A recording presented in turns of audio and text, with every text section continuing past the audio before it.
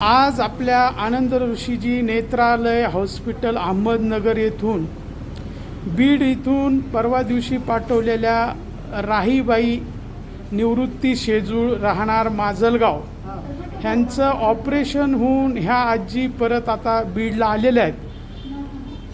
मी आजीला विचारतो की आजी, तुम्ही तिथं 2 दिवस राहिलात, तिथं तुमची कशी काय व्यवस्था झाली, तुम्हाला काय वाटलं हे आपण सांगावं अशी मी तुम्हाला विनंती करतो। बोला आजी।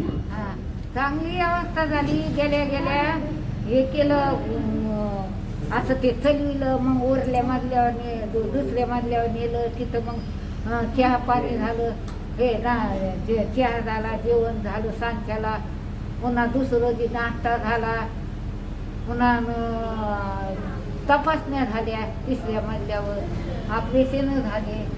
चांगली व्यवस्था